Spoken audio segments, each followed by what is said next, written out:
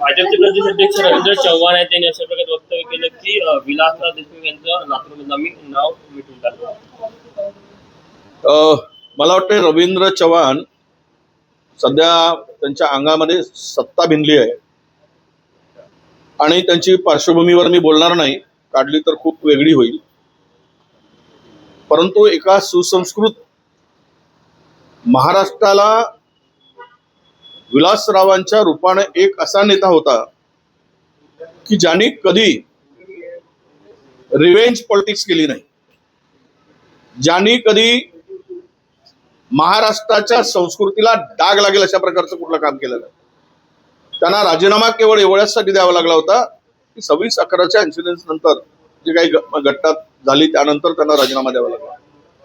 आणि कशाच्या भरोशावर विलासरावांचं नाव मिटवणं, अरे असे भाजप येईल किंवा हे रवींद्र चव्हाण येतील जातील, यांचं नाव मिटेल, पण विलासरावांचं नाव मिटवणारी ताकद या महाराष्ट्रात पैदा झालेली नाही. त्यांचे विचार आणि त्यांचं कार्य मिटवणारे कोणी त्यांची अवकात नाही असं मी म्हणतो. विषय असा आहे, हे संधी साधू लोक आहेत सत्तेसाठी. यांना सत्ता महत्वाची आहे. सत्तेसाठी हे कोणालाही मिटवतील. उद्या मोहन भागवतांनाही मिटवतील सत्तेसाठी. गोळवळकर गुरुजींचे विचार मिटवतील. यांना सत्ता जो मिळवून देईल त्याचे विचार घेऊन पुढे जायचं.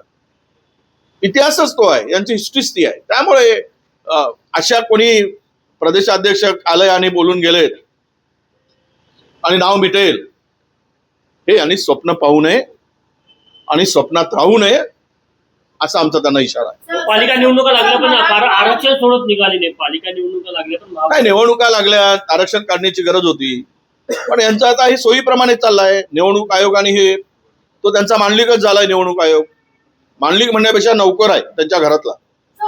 त्यामुळे हे सगळ्या आरक्षण काढत असताना निवडणूक आयोगाने याचं सुद्धा आरक्षण सरकारने काढण्याची आवश्यकता होती. तशा सूचना निवडणूक आयोगाने देण्याची गरज होती, पण ते होताना दिसत नाही. म्हणजेच याचा अर्थ त्यांना पुढच्या महापौर नेमत असताना आपल्या सोयीनं आरक्षण काढून ती व्यवस्था निर्माण करायचं आहे, अशी एकूण परिस्थिती आहे. मराठवाड़ा में भाजपा मूलभूत समस्याओं से भटकाने के लिए इस तरह से मुद्दे विचार कर रही है, ऐसे वक्तव्य दे रही है? नहीं, उनको तो कोई मुद्दा है ही नहीं. उनका चुनाव 2-3 मुद्दों पर ही होता है हमेशा, कि पोलराइजेशन करो वोटों का, हिंदू मुस्लिम करते रहो, मंदिर मस्जिद करते रहो.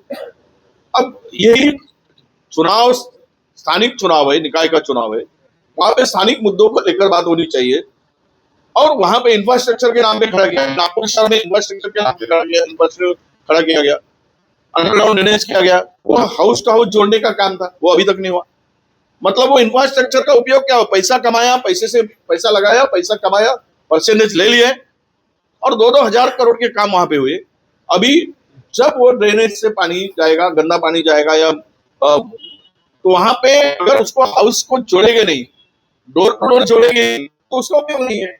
मुद्दा यही है कि विकास के मुद्दा लेकर वो बात नहीं करना चाहते, क्योंकि विकास के मुद्दे ये केवल घोषणा करना चाहते, लोगों को लुभाना अच्छी तरह जानते हैं वो, और गुमराह करना जानते हैं, जुमला लोगों को देना जानते हैं. तो ये इस तरह की बातें लाकर चुनाव का चुनाव का मुद्दे को भटकाने का काम ये इस तरह की भाषा करके वो कर रहे हैं.